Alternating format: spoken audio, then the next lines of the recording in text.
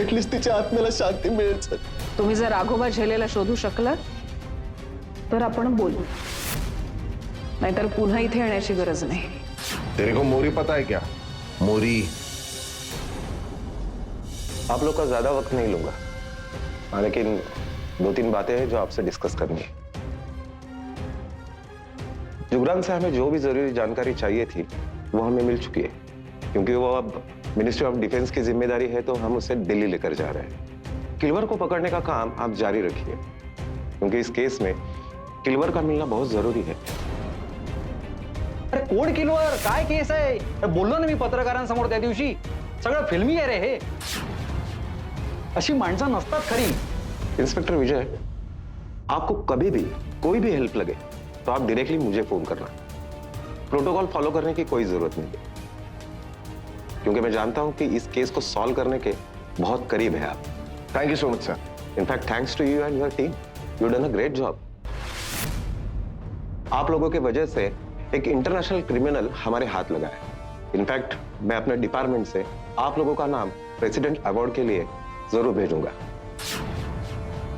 Okay, चलिए मैं चलता हूं. आइए सर, मैं आपको ड्रॉप कर देता हूँ एयरपोर्ट तक. नहीं, उसकी कोई जरूरत नहीं है. हमारा स्पेशल यूनिट हमारे साथ है. ओके ओके विजय, ओके बाय.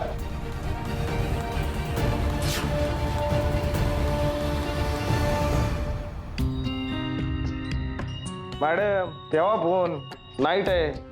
पेट्रोलिंगची गाडी गेली का? हा सर.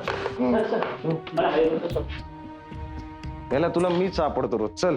भोसले, कुठे निघालास? सर. मला रिपोर्टिंग न करताच? नाही सर, रिपोर्टिंग असं नाही, तर मला असं वाटलं तुम्ही गेलात. मला इथून घालवायची काय एवढी घाई झाली असेल तुम्हाला? सर मी कोण तुम्हाला घालवणारा? अहो एक वेळ आमच्या नोकऱ्या जातील, पण तुम्ही नाही. बघा बघा कोण बोलतोय बघा. हं? तुम्हाला कसं कोण काढणार नोकरीवरून? सीबीआयचा हात आहे तुम्हाला माहित आहे का? डायरेक्ट सीबीआय कनेक्शन आहे. आपल्या चौकीची ख्याती सीबीआय पर्यंत पोहोचवली आहे साहेबांनी. मला वाटतं यावर्षी राष्ट्रपती पुरस्कारासाठी नाव रेकमेंड होईलच तुझं. दानिशर आहे शेवटी. तर काय, पुरस्कार आपापल्या कर्मानं मिळतात. पुरस्कार मिळाला तरी मला काय फार वाटणार नाही सर. त्याचं कारण आपापला पुरस्कार आपण कष्ट करून मिळवतो ना, ते वशिला नाही लावू शकत कोणी. कोणालाही फरक पडायला नको. हे बघा, तुम्ही लक्षात ठेवा शिलार मगरे, आपलं काम महत्वाचं आहे, आपली ड्युटी आधी महत्वाची आहे. ओके. आणि कसं आहे, आपलं दुनियाभरात कितीही सोहळे झाले तरी शेवटी आपल्याला रिपोर्टिंग करायचंय कुठे? चौकीतच. बरोबर आहे की नाही? आणि शेवटी आता किलवरला पकडण्याची खूप मोठी जबाबदारी दिली आहे दानिश सरांनी. ती करायला नको? कोण किलोवर? कोण सर? कोण किलोवर? अहो सर, तुम्हीच म्हणालात ना किलवर बिलवर उगाय कोणी नाहीये किलवर नावाचं. ते काय शाकाल सारखं एक पात्र आहे असं तुम्ही म्हणालातच सर. सर विसरलात तुम्ही. आज तू म्हणतो किलवरला पाहिलं, उद्या म्हणशील मी गिरगाव चौपाटी शाकालला पाहिलं, परवा म्हणशील मी धोबी तलावात मोग्यांबोला कपडे धुताना पाहिलं. वेळ लागला तुला? तुला कळलेलंच नाही मला काय म्हणायचं होतं ते. किलवर हा फुगा नाही आहे. किलवर हा खूप मोठा टेररिस्ट आहे. आपण पोलीस आहोत, आपण टीम आहोत, आपण सगळ्यांनी मिळून एकत्र मिळून त्याला पकडायला पाहिजे. पोलिसांच्या हातून मला सांगा, साधी मुंगी सोडून जाऊ शकत नाही. किलवर काय चीज आहे? कुठे जाणार आहे तो पळून? त्याला पकडायचं आपण माझ्या मार्गदर्शनाखाली. Good night sir. येणारच तू? हो सर. चला.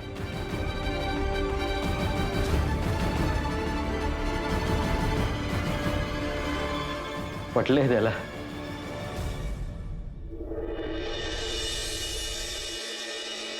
नीट जा, काळजी घे आणि मला पोचल्यावर कळव हा लगेच. हो, तूही काळजी घे. दादा तू पण निघालास? पहिला दिवस आहे ना आज. ऐक ना, तू श्रद्धा बरोबर बस. दादा तू इथे बस ना, एकटे राहू नका कोणी. हो, तू काळजी करू नको, मी आहे. दादा चल, आपण एकत्र जाऊयात.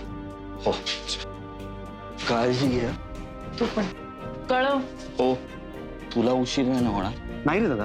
अरे मला 1 तास 30 मिनिटं दाखवतात. हो अहो, फोन विसरलाय. दादा एक मिनिट. हो.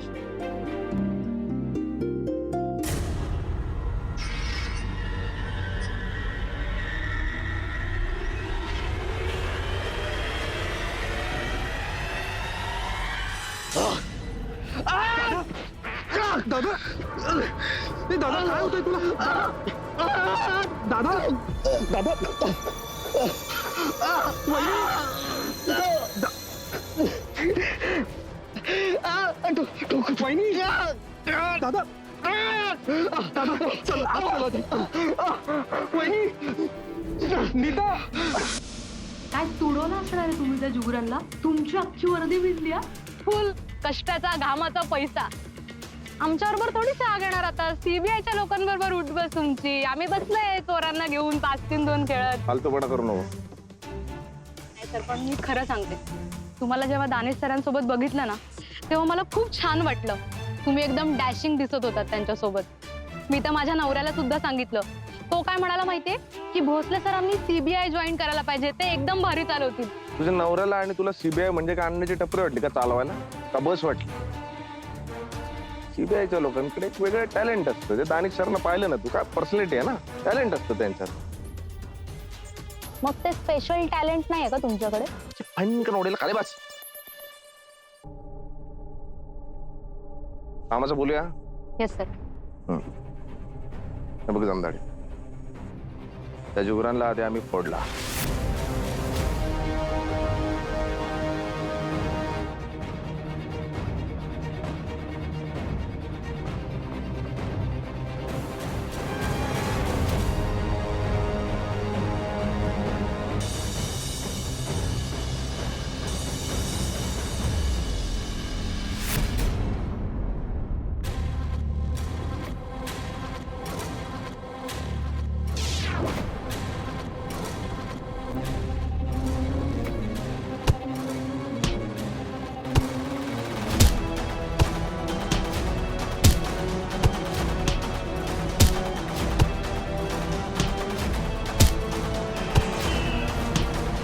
नंतर त्याला बांबू खाली तुडवला.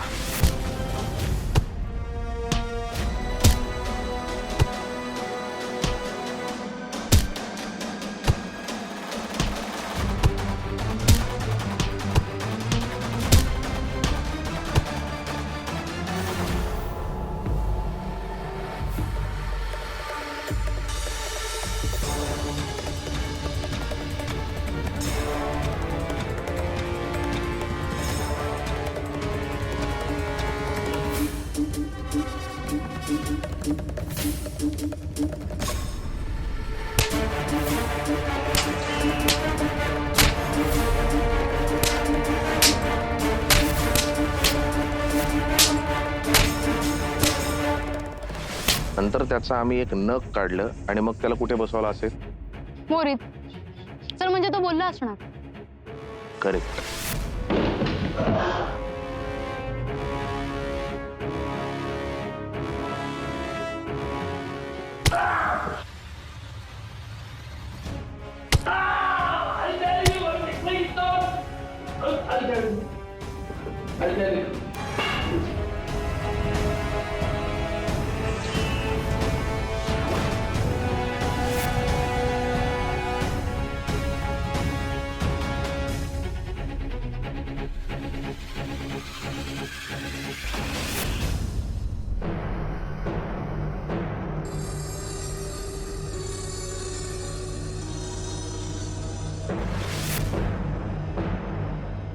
गुलाम.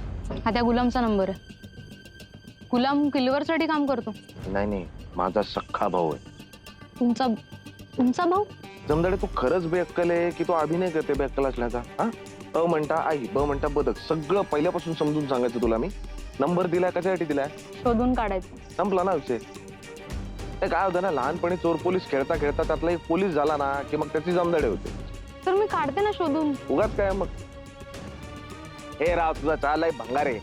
नेक्स्ट टाइम ना व्यवस्थित साखर बिकर टाकत जा त्याच्यात. सीबीआय का स्पेशल चाय दो सर को. वहिनी, वहिनी, हा, आले आले वहिनी. आले आले आले.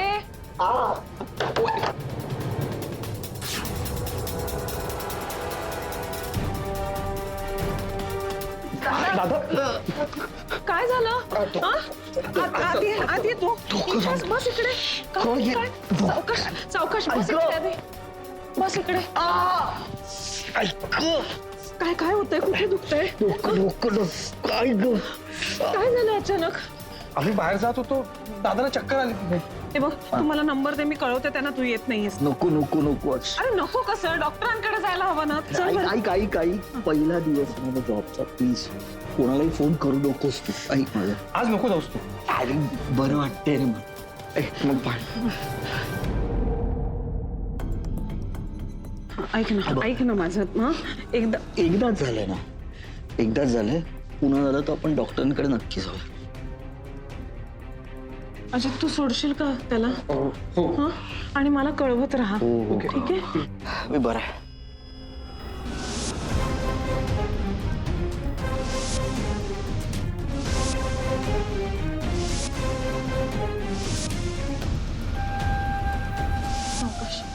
फोन घेतलाय ना? हो घेतलाय.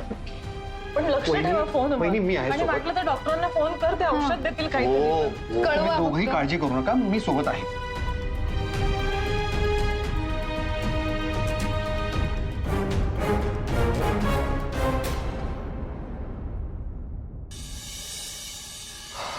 सर हा भोसले, एक महत्वाचं काम आहे. आपले कामगार मंत्री अजित साळवी साहेब, त्यांच्या प्रोटेक्शनसाठी ऑफिसर हवाय. लाईफ थ्रेट आलाय त्यांना. भांगरेशी बोलतो सर. भांगरीशी बोलायचं असतं तर तुला का बोलतोय मी भोसले? मला तुला पाठवायचं त्यांच्या प्रोटेक्शनसाठी. क्लिअर? सर पण सर मी कसा जाऊ? सर भांगरे चांगला ऑफिसर, मी बोलतो ना. अरे भांगरे विगरे नाही रे बाबा. ठेव ठेव. तुझ्या इतका शूरवीर पराक्रमी ऑफिसर नाही आहे ना आपल्याकडे. तोच तर प्रॉब्लेम आहे. जुगरानला पकडणारा माणूस आहे बाबा तू. आणि तू त्यांच्या प्रोटेक्शनवर आहेस म्हणजे कोणाची बिशात त्यांच्यावर हल्ला करण्याची. तुझं नाव रेकमेंड करता सर म्हणाले वा विजय भोसले एक नंबर माणूस, पाठवा त्यांना. सो जायचंस तू. अच्छा, म्हणजे हातातली किलवरची केस सोडून मी त्यांच्या प्रोटेक्शनला जाऊ सर?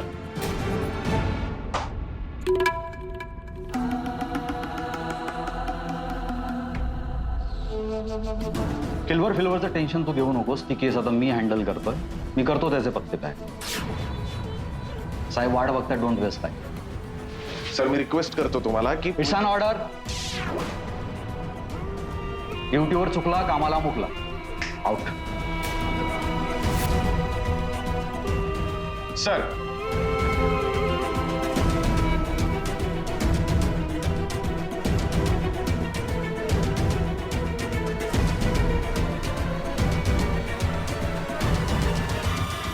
अगं पण असं अचानक काय घडलं की ज्याने त्याची एवढी तब्येत ढासळली? अचानक नाही, म्हणजे ते गुंगीचं औषध दिलं ना त्याला, त्यामुळे होतं हे सगळं. डॉक्टर म्हणाले होते की पुढच्या दिवसात असं काहीतरी होऊ शकतं, कारण त्याचे खूप साईड इफेक्ट्स आहेत. पण मग आता एवढं सगळं होत आहे तरी मग तो कामावर का गेलाय? ऐकेल तर ना. काही विचारलं की सांगतो मी बरं आहे, मी बरं आहे.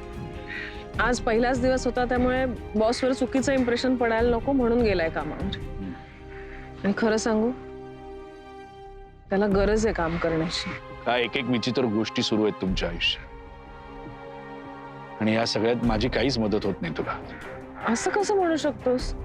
अरे तुझ्यामुळे माझी नोकरी टिकून आहे, आणि तुझी परिस्थिती माहितीये मला. मी कशी अपेक्षा करू शकते मदतीची?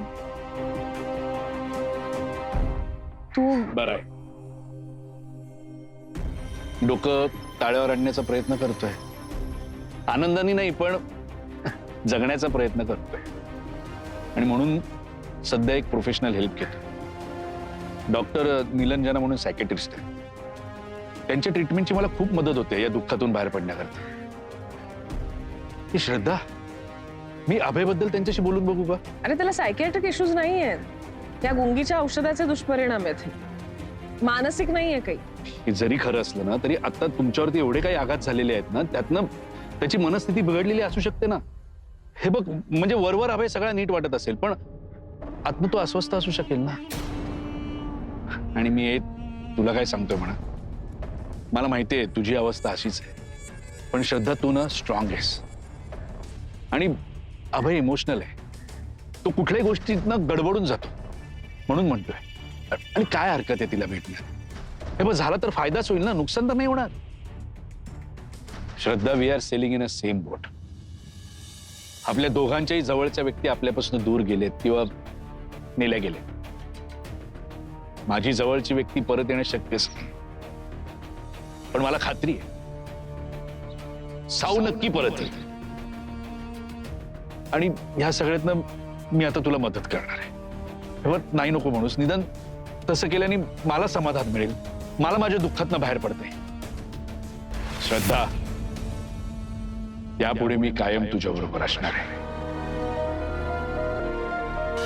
सर पण तुम्ही का भडकलात? काय झालं? मला प्रश्न विचारू नकोस जमदाडे. सर तुम्ही वड्याचं तेल वांग्यावर काढताय म्हणून विचारलं काय झालं. नीट बोल माझ्याशी, सिनियर आहे मी तुझा. सर मग ज्युनियरचे प्रश्न तुम्हीच सोडवणार ना, म्हणून विचारते, सांगा मला.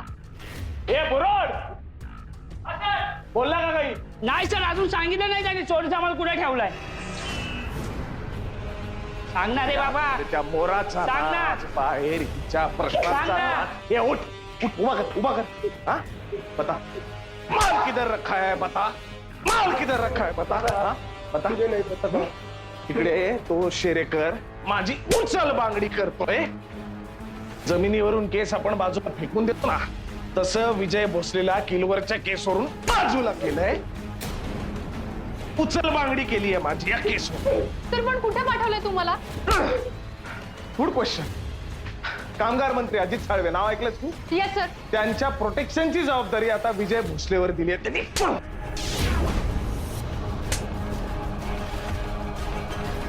नहीं साहब, नहीं साहब, नहीं साहब, साहब मुझे नहीं पता साहब. जेव्हा ती कपडे ओरडून भोसले म्हणत होता की तुम्ही किलवरला शोधा, किलवर आहे, त्यावेळी सगळे जण मला खोटं ठरवत होते. आणि आता जेव्हा सीबीआयनी सांगितलं तेव्हा या किलवरला शोधायचंय. बोल बोल, माल किधर रखा है, बोल. नाही नाही जमदाडे, काय आहे ना, ही सगळी घाण आहे, घाण. आणि आता तुंबत चालली आहे, आणि ही तुंबणार ओथंबून नाही नाही जमदाडे, काय आहे ना, ही सगळी घाण आहे, घाण. आणि आता तुंबत चालली आहे, आणि ही तुंबणार ओथंबून. अरे बाबा बता ना. बताता हूँ साहब, बताता हूँ साहब. बता, माल कुठे आहे? बोरोवली में साहब, बोरोवली में साहब. सर कुठे चाललंय? बायकोस तू माझी? आई आहेस, बहीण आहेस, कोण आहेस? हा प्रश्न माझी आई पण मला विचारत नाही जमदाडे. नाही सर, तुम्ही रागाच्या भरात काही केलं तर? काय करणार भोसले, करून करून चहा खारीच खाणार आहे, दुसरं काही नाही करणार. जेवण चाललंय आतमध्ये, आम्हाला लागा चला. ए स्टेटमेंट घे ना त्याचा आता.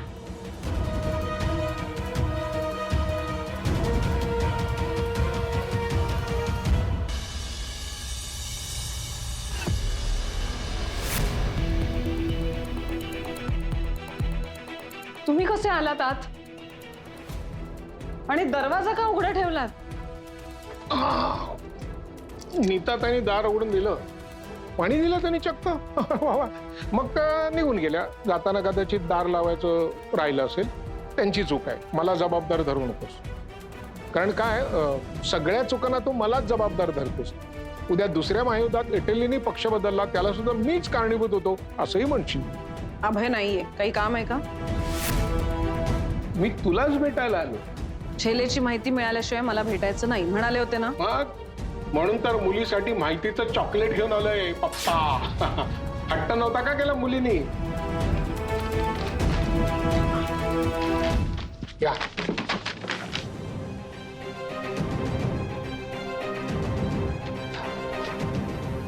तर गाव शिरोळे, जवळचं शहर बंचर, तालुका आंबेगाव, जिल्हा पुणे, राज्य महाराष्ट्र.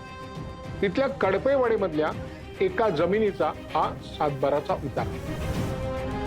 नावं बघ: कृष्णाजी झेले, दत्ताजी झेले, गंगाबाई झेले आणि राघोबा झेले. म्हणजे राघोबा झेले मूळचा या गावचा. आता ही माहिती जर मला इतक्या चटकन मिळू शकते तर पोलिसांना नाही का मिळणार? तर नसेल कदाचित. कारण काय की ते डिपार्टमेंट एकंदरीत त्रस्त असतं, कामं असतात, प्रेशर असतं, हजार समस्या असतात, त्यांना वेळ नसतो. आपल्याकडे भरपूर वेळ आहे, तर म्हटलं आपण त्यांचं काम थोडं हलकं करूया. म्हणून मी तिकडे चाललोय. जाताना फक्त तुला भेटायला अशासाठी आलो होतो की माझ्या अभ्यासातली प्रगती काय आहे ते तुला कळलं पाहिजे. हे माझं प्रगती पुस्तक. गावाला जाऊन काय होणार आहे?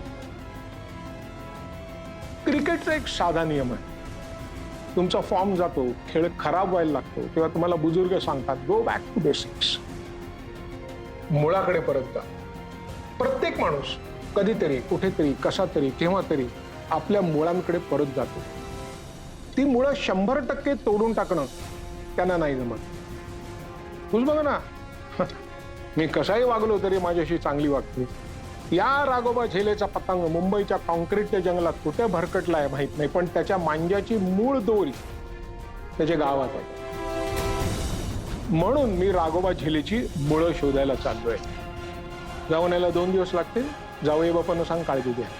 तुम्ही एकटे जाणार आहात? हा, मग आपली दुसरी कुठेही शाखा नाही ना. थांबा, मी पण येते.